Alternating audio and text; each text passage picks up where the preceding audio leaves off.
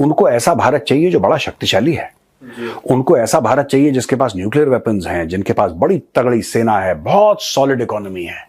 सब चीज के लिए अमेरिका आपकी हेल्प करने के लिए तैयार है, लेकिन एक शर्त है कि जब हम बोलेंगे गुड मॉर्निंग तो आप बोलेंगे yes sir.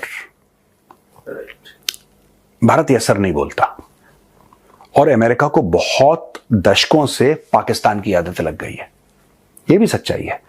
They are interested in Pakistan, they want Pakistan like people on their side.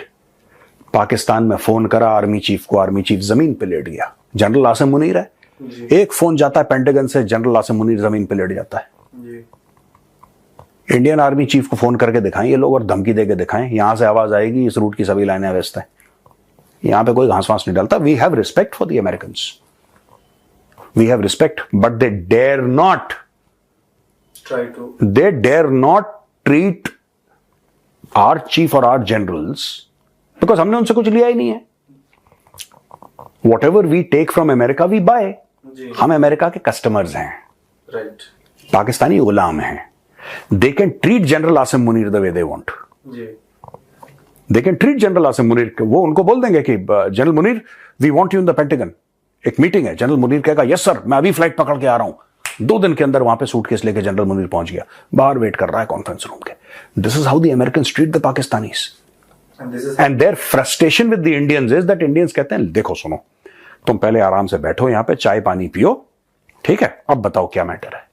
तो कहता है कि नहीं, हम चाहते हैं कि आप चाइना के खिलाफ लड़ाई लड़ें। तो कहे बेटा तुम चाहते हो, तुम क्यों चाहते हो, और तुम्हारे चाहने से हो क्या रहा है? कि नहीं वो तो आपको गलवान पे अटैक कर रहे हैं यहां पे। तो हम समझ लेंगे ना यार, हम समझ लेंगे अगर वो हमें अटैक करेगा। भाई 1962 में जब उन्होंने अटैक करा था हमने समझा था, 1967 में नाथुला में हमने समझा था, गलवान ने हमसे। तुम कौन सी नई स्टोरी हमें सुना रहे हो कि चाइनीज ऐसा कर देंगे? क्या तुम कभी चाइना से लड़े हो? तुम तो नहीं लड़े चाइना से। क्या तुम्हारा बॉर्डर है चाइना के साथ? नहीं है, हमारा बॉर्डर है, हमारी लड़ाई हम समझ लेंगे। तुम्हारे डायरेक्शन, देखिए भारत बेसिकली ये अमेरिका को कह रहा है कि तुम्हारे डायरेक्शन की जरूरत नहीं है। जो आप बात कर रहे हैं ना ये खालिस्तानियों की, ये अमेरिका भारत से दुखी होकर भारत के ऊपर प्रेशर डालने के लिए डोवाल साहब के ऊपर केस कर दिया, राइट। प्रधानमंत्री मोदी जहां पे ठहरे हुए हैं यहां पे, उसके नीचे 4-5 वो 8-10 उबर चलाने वाले टैक्सी ड्राइवर जिन्होंने अपनी गाड़ियां बंद कर दी, मीटर ऑफ कर दिया, वहां पे खालिस्तान का झंडा वेव कर, दैट्स इट।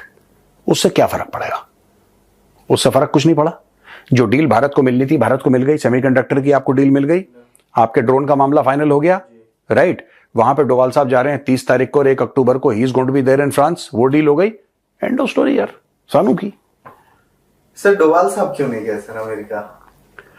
अब जो बयान सामने आ रहे हैं इसलिए कि जेएनके के इलेक्शंस हो रहे हैं, और जेएनके के इलेक्शंस का दूसरा चरण शायद आज है, आज है ना उसको। ये भारत के लिए बड़ा सेंसिटिव मैटर है एक्चुअली।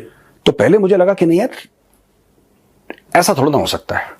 अच्छा, कई लोग कहते हैं कि डोवाल साहब का क्या लेना देना इलेक्शन से? उनका पूरा लेना देना इलेक्शन से यार। He is the national security adviser, और कश्मीर हमारे लिए सेंसिटिव मैटर है, ठीक है। अच्छा, वहां पे मोदी जी गए, वहां पे डॉक्टर जयशंकर थे उनके साथ वहां पे। और दूसरी एक और चीज आप ध्यान रखिएगा, जो ड्रोन वाला मामला था, जब पिछली बार डोवाल साहब गए थे तभी फाइनल, ड्रोन का मामला तो फाइनल हो गया था, अब तो सिर्फ हाथ में लाना है। ड्रोन का मामला तो हम 2 साल से खुद ही सुन रहे हैं कि ड्रोन आ रहे हैं, ड्रोन आ रहे हैं। वो तो सारी डील पक्की हो गई, जब स्टेट गेस्ट बन के गए थे तब की, स्टेट गेस्ट बन के तब की डील है।